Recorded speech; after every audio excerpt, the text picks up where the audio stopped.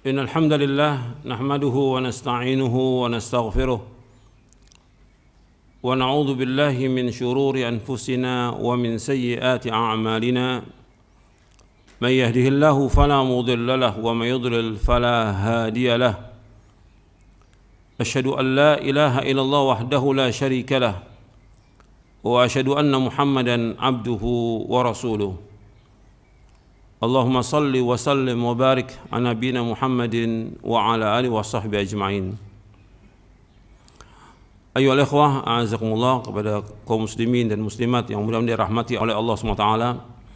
Banyak sekali di antara kita ini yang sakit,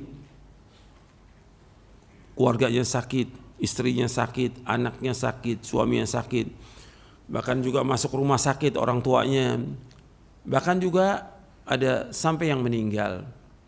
Antum perhatikan, ikhwan fiddin, a'azakumullah, tentang masalah ini, bahwa ini merupakan cobaan, ini ujian yang Allah berikan kepada kita. Allah ingin melihat apakah kita benar iman kita atau tidak. Allah ingin melihat kepada kita sabar atau tidak. Ini ujian. Dan ketika Allah memberikan ujian kepada kita, kita ingat bahwa Allah itu yang maha kasih dan sayang kepada kita. Allah adalah zat yang maha kasih dan sayang. Allah yang maha bijaksana. Allah yang maha adil. Kita perhatikan itu. Ketika Allah berikan cobaan, sakit kepada kita, kita ingat bahwa Allah sayang kepada kita. Kenapa Allah berikan sakit kepada kita? Karena Allah ingin menghapuskan dosa-dosa kita. Allah ingin angkat derajat kita. Allah ingin melihat bahwa orang ini tadarru atau tidak kepada Allah, bermunajat atau tidak kepada Allah. Allah ingin melihat kita, betul-betul enggak kita ini minta kepada Allah, memelas kepada Allah. Allah ingin lihat kesabaran kita. Allah ingin menguji iman kita. Allah ingin menempatkan kita di tempat yang tertinggi nanti di sorga dengan sebab cobaan ujian itu. Selama kita sabar dan selama kita redho. Itu ingat itu. Artinya yang menguji kita zat yang maha kasih dan sayang. Jadi jangan kemudian sekarang ini banyak orang yang paniknya luar biasa.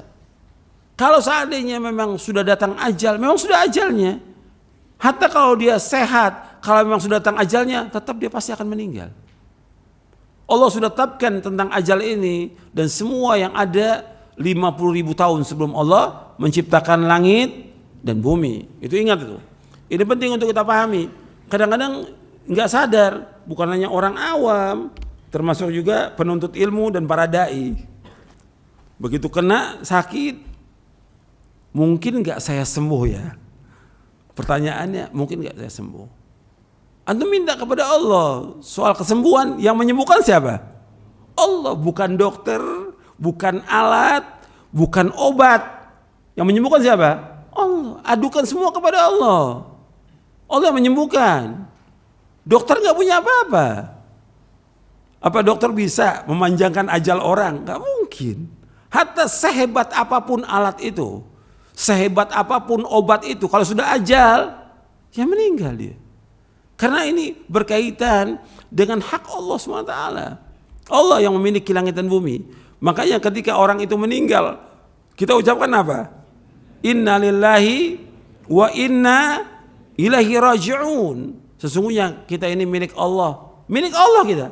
Akan kembali kepada Allah. Ketika begitu terjadi dari orang tua kita meninggal, atau seorang suami meninggal, istri meninggal, atau anak meninggal, kita ucapkan innalillahi wa inna ilaihi raji'un. Allahumma ajurni fi musibati wa akhlif li khairan minha. Ya Allah, berikanlah ganjaran pada musibahku dan gantikan yang lebih baik. Antum perhatikan, saya akan bacakan dari buku Hikmah di Balik Musibah. Jadi orang yang tertimpa musibah dan penyakit, ini harus kita ingat bahwa antum bisa merasakan manfaat. Kata Imam Ibnu Qayyim rahimahullah, ini saya bawakan dalam buku Hikmah di Balik Musibah di halaman 33. Kata Imam Ibnu Qayyim rahimahullah, kalau tidak karena cobaan dan musibah dunia, cobaan, musibah, penyakit atau yang lainnya, niscaya manusia terkena penyakit kesombongan. Kalau nggak dikasih sakit, dia akan sombong. Dikasih sakit, cobaan, ujian, kefakiran, susah dan yang lainnya. Supaya apa? supaya dia tidak terkena penyakit kesombongan, penyakit ujub, bangga diri, dan kerasnya hati. Padahal sifat-sifat ini merupakan sebab kehancuran baginya di dunia maupun di akhirat. Di antara rahmat Allah yang maha kasih dan sayang, kadang manusia tertimpa musibah yang menjadi pelindung baginya dari penyakit-penyakit hati dan menjaga kemurnian ibadah dia kepada Allah, serta mengeluarkan dia dari materi-materi yang rusak, yang jelek dan membinasakan. Maha suci Allah yang maha kasih dan sayang kepada manusia dengan cobaan dan ujian ini. Ini dalam kitab Zadul Ma'ad fi Hadi Khairul Ibad di juz yang keempat. Perhatikan, itu hikmah diantaranya bahwa dengan Allah memberikan cobaan, ujian, penyakit, hilang tuh sifat sombong, sifat keras hati, sifat ujub, sifat yang lainnya. Yang kalau sifat ini tetap ada, maka akan menghalangi dia untuk masuk surga. Terhalang dia masuk surga. Maka Allah berikan penyakit ini supaya hilang sifat-sifat itu. Supaya hilang sifat-sifat itu. Ini sayangnya Allah kepada kita. Kemudian juga yang antum perlu ingat bahwasanya musibah, petaka, cobaan, penyakit dan apa yang terjadi semua Allah takdirkan. Gak akan mengenai kita kecuali apa yang Allah sudah takdirkan. Itu perhatikan itu. Dan Allah menyebutkan dalam surah Al-Hadid ayat 22, ayat 23. Ma asaba min musibatin fil ardi wala fi anfusikum illa fi kitabim min qabli an nabra'aha inna dzalika 'ala Allah yasir likay la ta'sau 'ala ma fatakum wa la tafrahu bima atakum wallahu la yuhibbu kulla mukhtalin fakhur. Setiap bencana yang menimpa kalian setiap bencana menimpa di bumi dan yang menimpa diri kalian semuanya telah tertulis dalam Lauh Mahfuz sebelum kami menciptakannya. Sungguh yang demikian mudah bagi Allah, agar kalian tidak bersedih hati terhadap apa yang luput dari kalian dan tidak pula terlalu bergembira terhadap apa yang diberikan Allah kepada kalian, dan Allah tidak menyukai setiap orang yang sombong dan membanggakan diri. Semua berjalan dengan takdir Allah. Ada penyakit yang berbahaya, ada yang lainnya. Semua Allah sudah takdirkan 50.000 tahun sebelum Allah menciptakan langit dan bumi. Maka kewajiban kita ketika kena musibah itu kita sabar dan ridho. Semua berjalan dengan izin Allah. Ma asaba min musibatin illa bi idznillah wa man yu'min billahi yahdi qalbahu wallahu bikulli syai'in alim. Tidak ada satu musibah yang menimpa seorang kecuali dengan izin Allah, dan barang siapa yang beriman kepada Allah niscaya Allah akan memberi petunjuk kepada hatinya dan Allah Maha mengetahui segala sesuatu. Surah At-Taghabun ayat 11. Artinya kalau kita tertimpa musibah, kita ridho dan kita sabar. Perhatikan tuh. Dan Allah sudah menetapkan demikian. Dan yang perlu kita ingat bahwa musibah yang menimpa kita, penyakit yang menimpa kita, bahkan kematian, ini antum perhatikan bahwa Allah sayang kepada kita. Allah sayang. Dan ini semua milik Allah. Ketika Allah berikan ujian itu karena Allah sangat sayang kepada kita. Jadi Allah itu sayang kepada kita. Semua perbuatan Allah itu semuanya indah. Nggak ada yang tidak indah. Semua perbuatan Allah. Nabi bersabda SAW, Inna Allah Ta'ala jamilun yuhibbul jamal. Allah itu indah dan Allah menyukai keindahan. Dan Allah sangat sayang kepada makhluknya daripada orang itu kepada dirinya. Dari Umar bin Khattab radhiyallahu anhu yang berkata, tatkala ada sekumpulan orang mendatangi Nabi SAW, maka ada seorang wanita di antara mereka yang apabila melihat anak kecil ia mengambilnya, dia menempelkan ke perutnya dan menyusuinya. Lalu beliau SAW bersabda, bagaimana pendapat kalian? Apakah mungkin wanita ini akan melemparkan anaknya ke dalam api? Para sahabat menjawab, tidak, selama dia mampu untuk tidak melakukannya. Beliau bersabda, Allah benar-benar lebih menyayangi hambanya daripada wanita ini yang menyayangi anaknya.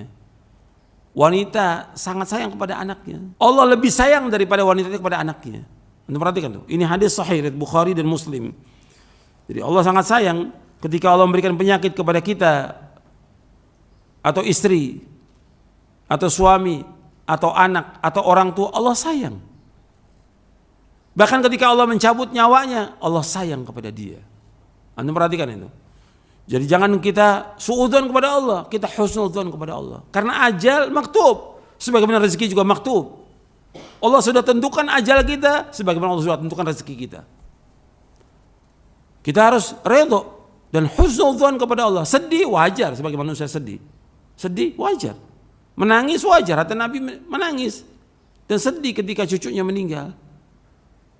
Tapi kemudian tidak mengucapkan kalimat-kalimat yang mengingkari takdir Allah, tidak boleh. Gitu. Gak boleh. Kita harus sabar dan redha. Gitu. Semua dapat cobaan dan ujian. Bahkan itu juga kalau kita sabar dan redha, Allah redha. Nabi bersabda SAW, inna idhamal jaza ma'idhamil bala wa inna Allah idha habba qawman ibtalahum faman radhiya falahu ridha wa man sakhita falahu sakhat. Sesungguhnya kata Nabi SAW, Rasulullah SAW bersabda, sesungguhnya besarnya pahala itu tergantung besarnya ujian. Besarnya pahala tergantung besarnya ujian. Dan sesungguhnya jika Allah menyukai satu kaum, maka Allah akan menguji mereka. Barang siapa yang ridha, maka baginya keridhaan, dan barang siapa yang murka, maka baginya kemurkaan. Hadis ini hasan, diriwayatkan oleh Imam Tirmidzi dan Ibnu Majah dari sahabat Anas bin Malik. Lafaz ini lafaz Tirmidzi dan Syekh Albani menghasankan dalam silsilah hadis as-sahih di juz yang pertama. Dan yang perlu kita ingat bahwa Allah ketika menguji kita karena Allah ingin kebaikan kepada kita. Nabi bersabda sallallahu alaihi wasallam, man yuridillahu bi khairan yusib minhu. Barang siapa yang dikehendaki Allah kebaikan pada dirinya, maka Allah akan berikan cobaan kepadanya. Jadi Allah kalau menghendaki kebaikan kepada seorang, diberikan cobaan. Hadis ini sahih riwayat Bukhari. Dan Allah menjanjikan sorga bagi orang-orang yang sabar dan redha dalam menghadapi cobaan dan ujian. Kemudian ikhwani fiddin azakumullah, yang harus kita ingat bahwasanya yang bisa menghilangkan wabah ini hanya Allah. Yang bisa menghilangkan penyakit kita hanya Allah, bukan dokter, bukan obat, bukan vaksin, bukan yang lainnya. Atau ingat tuh, jangan kita bergantung kepada obat. Tetap kita syariat dijalankan.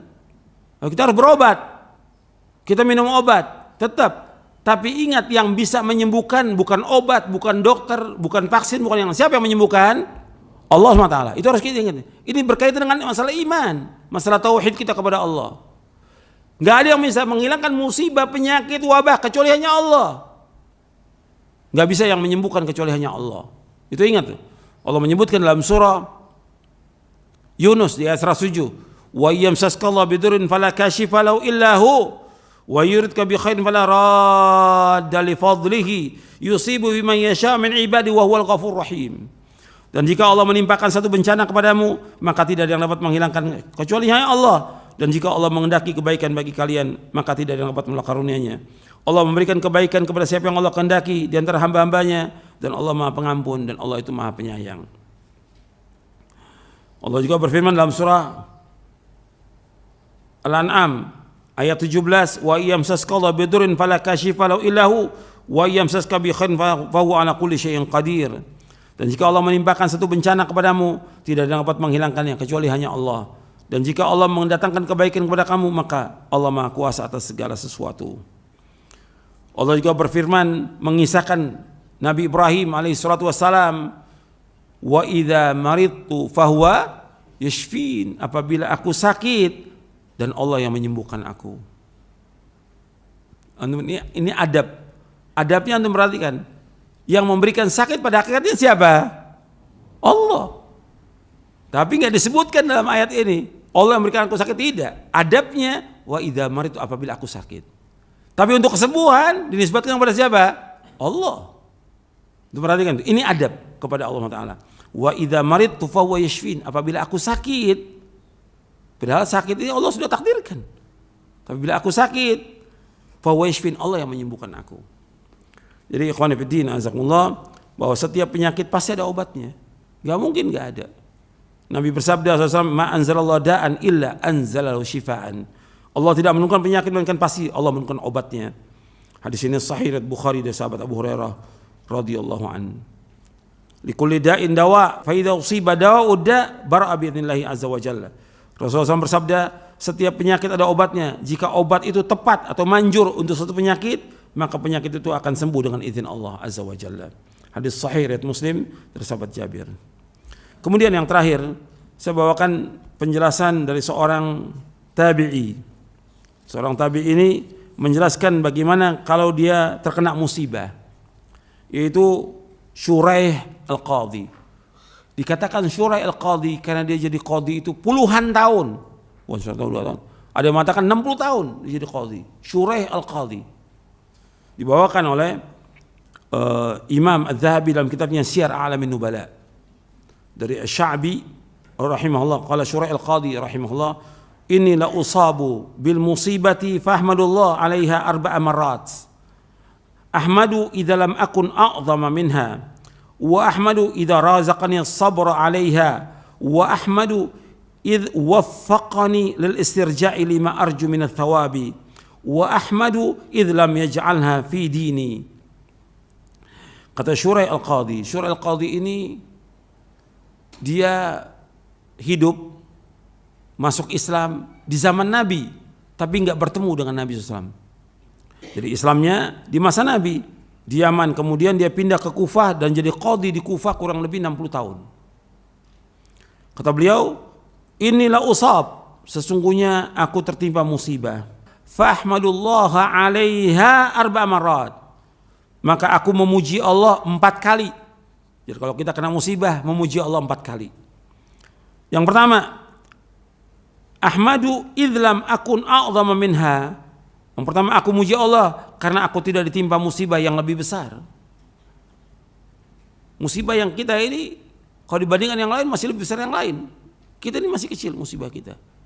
Jadi ketika kita kena musibah, kita memuji Allah karena aku tidak ditimpa musibah yang lebih besar. Yang kedua, wa ahmadu id razaqani as-sabra 'alaiha. Yang kedua, aku muji Allah karena aku dikaruniakan Allah kesabaran dalam menghadapi musibah tersebut. Yang ketiga, wa ahmadu id wafaqani lil istirja lima arju min ats-tsawab. Yang ketiga, aku memuji Allah karena dengan musibah itu aku dapat istirja, mengucapkan inna lillahi wa inna ilaihi raji'un, sehingga aku mengharapkan pahala karenanya. Jadi kalau diuji oleh Allah dengan kematian, ya memuji Allah karena aku dapat mengucapkan kalimat ini. Dan di antara tambahan dalam riwayat Muslim, Allah majurni fi musibati wa akhlif li khairan minha. Ya Allah, berikanlah ganjaran pada musibahku dan gantikan yang lebih baik daripadanya. Kemudian yang keempat, wa ahmadu idza lam yaj'alna fi dini. Dan aku memuji Allah karena musibah tidak menimpa aku dalam agamaku. Kalau masih pada fisik kita terkena atau pada keluarga kita, istri, anak, suami, itu masih lebih ringan.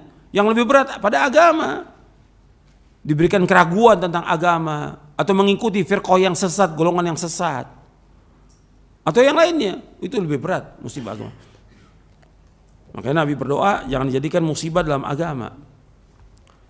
Ya, saya pikir cukup sampai di sini. Mudah-mudahan bermanfaat dari apa yang saya sampaikan. Mudah-mudahan dari apa yang saya sampaikan bisa kita amalkan.